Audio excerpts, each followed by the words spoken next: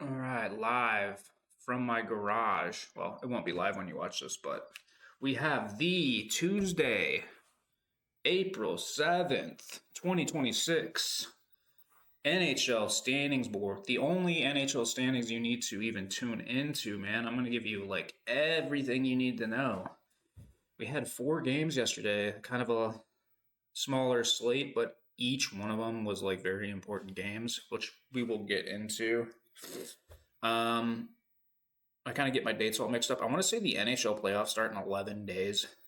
We have many scores to settle in the next like week and a half, and I'm so excited about it. I mean, the NHL playoffs are a super exciting time of the year, but just the fact that we have such tight wild card races with this many games to go in the regular season is fun and exciting. And I've really enjoyed it, and I hope the people that have actually tuned in and watched these videos have enjoyed it also. I mentioned it before in the last video. Watch hockey, guys. It's good for you. Watch hockey, pay attention. It's exciting. It's exciting this time of the year. And without wasting too much more time, we'll get right into the scores. But very first game that we had was between the top two teams in the Metropolitan Division. Got the Sabres hat on. The Sabres took on the Tampa Bay Lightning, as we all know in that last game, what had happened. Like 15 goals between the two of them, 102 penalty minutes. People duking it out all the time. It was a fun game, one of the best regular season games I ever witnessed. But happy to say, Buffalo Sabres were able to take care of business. They got the 4-2 victory. It was a tight game. I think, yeah, 2-2, and then we got Zucker got a redirection in the third. No, in the second. No goals in the third until the empty netter. So final score 4-2. But yeah, another big game, guys. We had in the Western Conference. It was between a couple teams in the West wild card. So we had the Jets, who have been trending up. And we have the Kraken, who are the coldest team in the West, as we brought up in the last video.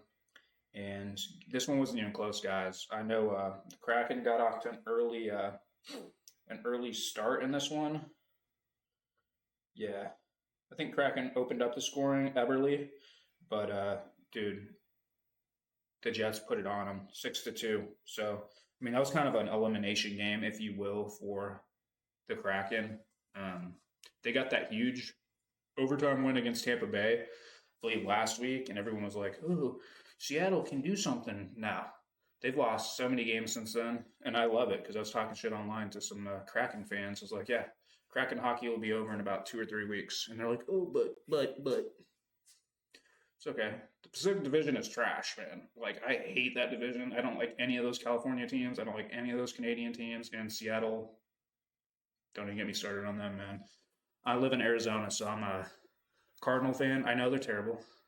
I'm all Arizona team fan, except for the Sabres, who have the biggest Arizona Coyotes hockey legend's son playing for them. So I'm a homer, even in that right.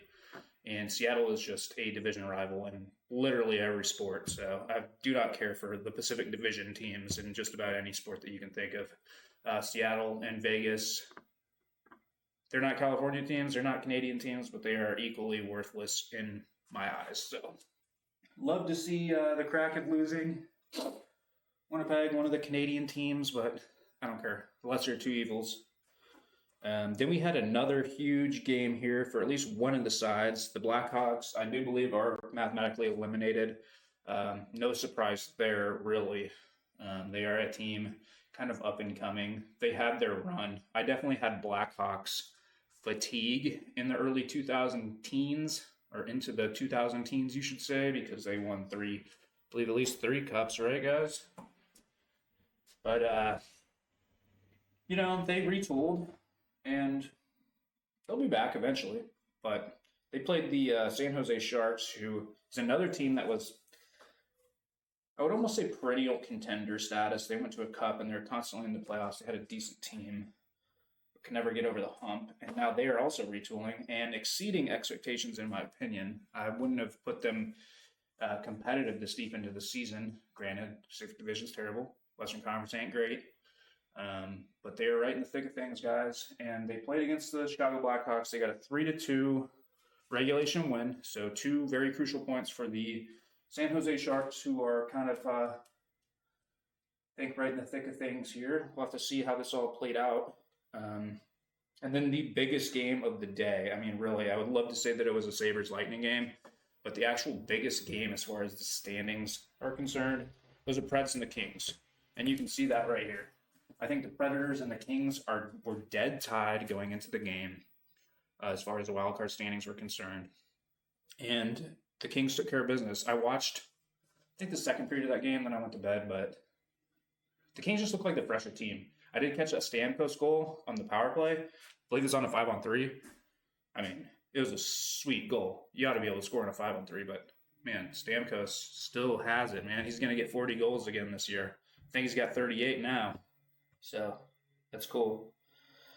But yeah, they were able to get the 3-2 victory. It did go to shootout, so that was a very valuable point. But at least, like, Nashville didn't, like, you know what I mean? They softened the blow by at least getting it to OT, so. Let's see what the standings look like, though. There's only 4 games. Maybe not a ton of movement, but we can definitely count on the West wild card changing. All right. Central Division, nothing changed. What you see is what you get. You got Colorado 110, Dallas 102, Minnesota 100. Pacific Division up top, Minnesota and the Anaheim Ducks both with 87 points. And the Vegas Golden Knights with 86 points. We'll just come right over to the West wildcard just to keep it kind of linear here. We got Utah with 86 points. We have the LA Kings with 83. They are going to pass the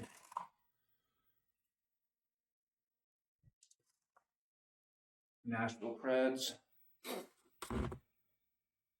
Nashville falls the first team out after rising through the standings to get that spot. They are now out of that spot.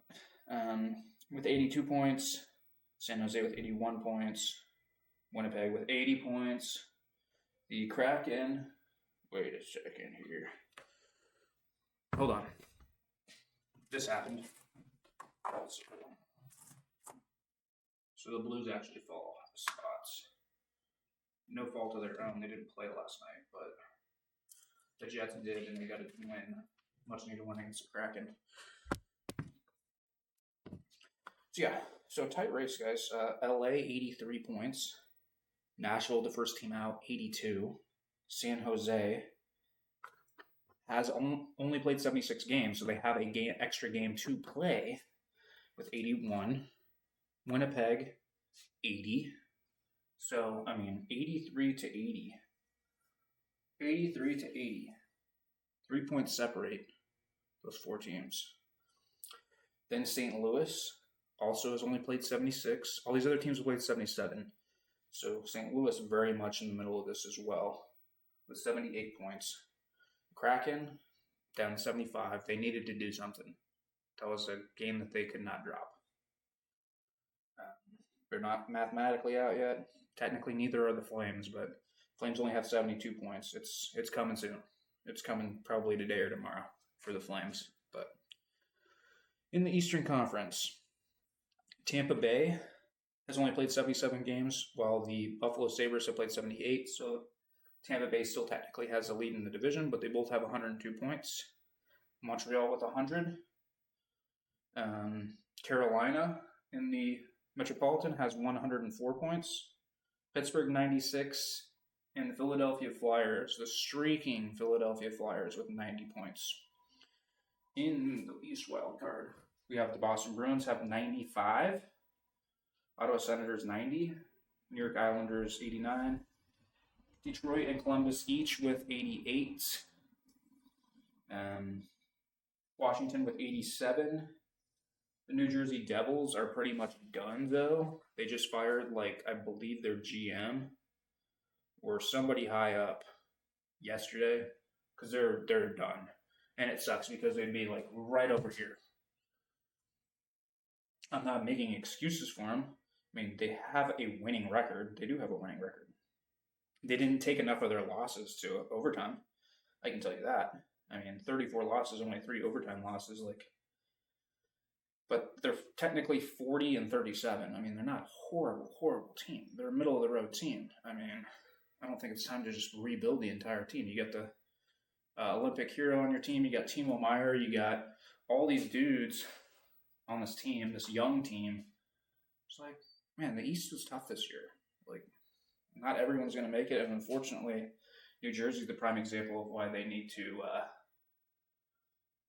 redo this whole playoff formatting thing, because it's inexcusable for teams like Vegas with 86 points to potentially host a playoff series. You know, they're only one game out of the division lead. Meanwhile, you got teams with just a few points back of that in the basement of their entire conference. So, I don't know. But, yeah, New Jersey, 83.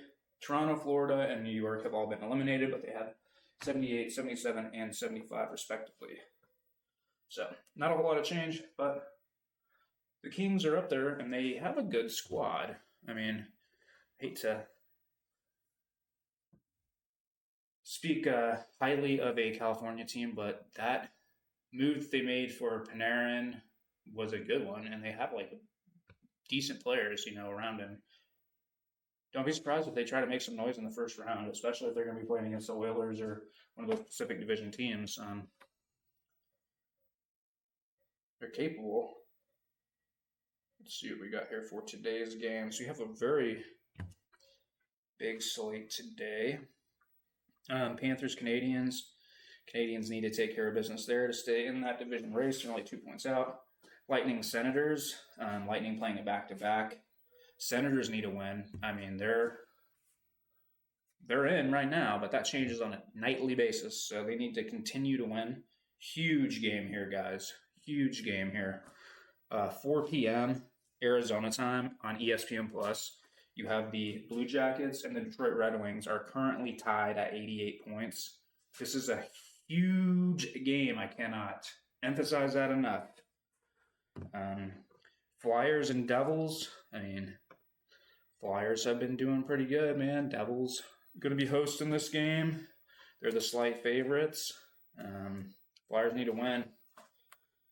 Bruins and Hurricanes, another great matchup, and that could potentially be, I mean, we're looking at that maybe being a first-round matchup in the playoffs. It could actually line up that way, so another huge game there. Avalanche and the Blues. Wait a second. Didn't we just have that? Yeah, okay, cool. So on Sunday, the Avalanche and the Blues played each other. They're playing again today. It's like, that's weird. It's like, didn't the Blues just have to play the best team in hockey to try to stay alive? They get to do that again tonight at home, 5 p.m. Arizona time on ESPN+. This is a must-win. I mean, we're getting down to the nitty-gritty, guys. They have 5 games left. It's like do or die right now. So we'll see. We'll see what happens. Flames and Stars, you can miss me with that. Flames are pretty much done. Like I said, they'll be probably out of playoff contention tonight. And the Stars have 102 points. Nothing really to lose except for they could potentially fall out of that second place spot. The Minnesota Wild have cut that cushion that Dallas had down to 2 points. So the Stars could potentially fall out of the second place spot. Game after that's actually Seattle and the Minnesota Wild. Dude, I think it's now officially too little too late for Seattle Kraken. And Wild do have something to play for, as I mentioned, but the Kraken are pretty much done. Oilers and Mammoth. Oilers, they're tied for the division lead. Mammoth have similar amount of points, but are in a much tougher division. That could also be a potential first-round matchup. Yeah, in fact, the Mammoth are 4th place in their division with 86 points, but the Oilers are leading the Pacific Division with 87. To make that make sense to me. I don't know, but we'll see. Don't care for either of those teams. Utah slightly favored. The game will be in Salt Lake City. And then we get the Golden Knights and the Canucks. So again, like another game that we just saw recently. The Canucks are horrible. The Golden Knights have won 3 in a row with their new coach, but they've played nothing but Canuck-like teams. So, I mean, anybody's going to look good doing that. But they're right in the thick of maybe winning their division again, too. So, we'll see. All those top 3 teams in the Pacific are all playing tonight. So, the Canucks have nothing to play for. The Golden Knights have everything to play for. And then the Preds and the Ducks. Predators trying to get back into that wild card spot. The Ducks trying to hold on to a division lead that they held for a good couple weeks there until they were usurped by the Edmonton Oilers. So, guys, a ton of really important games tonight. Personally, I will be tuning in for that Blue Jackets Red Wings game. That's a playoff game if you've ever seen one. Really important game for both teams. The Red Wings are just like doing what they usually do. They have to win this game. I'm not even a Red Wings fan. I would kind of want it for either fan base, honestly. Like, the Blue Jackets are like the least successful franchise in the NHL. They're one of the newest franchises in the NHL, but they have almost nothing to show for it. So a playoff appearance for them would be like super important. And then Detroit pulls this shit every year, and they have a good team, and they had a good year. They just happen to be in the thick of a conference that's like, dude, murderers fucking row. So anyway, enough blabbing about this. I'm stoked about the games tonight, though, and I can't wait to make this video tomorrow because we got like 1, 2, 3, 4, 5, 6, 7, 8, 9, 10, 11 games to talk about. 11 games to talk about. So anyways, I'll probably give you guys an update on how things are going with me after this. But for now, y'all have a great day. Watch hockey. Great games on the day, guys. And y'all have a good one. We'll see you again next time.